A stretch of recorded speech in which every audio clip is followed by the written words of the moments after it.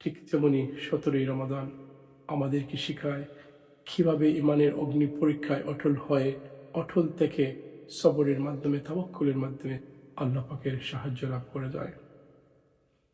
ঠিক যেভাবে 15-17 বৎসর আগে রাসূল সাল্লাল্লাহু আলাইহি ওয়াসাল্লামের 313 জন ক্ষুদ্র একটি সাহাবেদের গ্রুপ 1000-এরও বেশি কুরাইশ সৈন্য সামর্থ্যের বিরুদ্ধে ইমানের বলে বলিয়ান হয়ে দাঁড়িয়েছিলেন।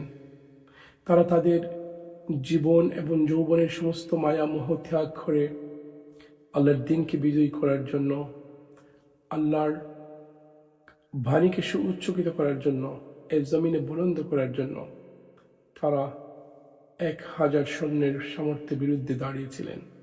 কল্পনা করুন সে রাত্রির কথা, 17ই রমাদান। সাহাবাই কেরামদের তো একটু বিচলিত হওয়ার কথা, যখন তারা একটু চিন্তিত হয়ে পড়লেন। রাসূলুল্লাহ সাল্লাল্লাহু আলাইহি ওয়াসাল্লাম দীর্ঘ সময় ধরে দুহাত তুলে আল্লাহ সুবহানাহু ওয়া তাআলার দরবারে দোয়ায় ভাসিয়ে দিলেন। খেদে খেদে তার চাদর ভিজে গিয়েছিল।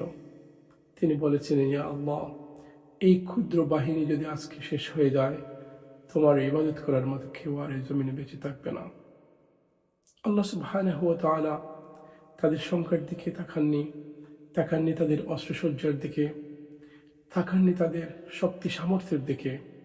আল্লাহ পাক দেখেছিলেন তাদের ইমানের দিকে, দেখেছিলেন তাদের তাওয়াক্কুল, দেখেছিলেন তাদের ইমানের দৃঢ়তা। তাই তো আল্লাহ সুবহানাহু ওয়া তাআলা ঘোষণা দিয়ে বললেন, ওয়ালাকাদ নাসারাকুমুল্লাহু বিবাদরিন ওয়া আনতুম আযিল্লা।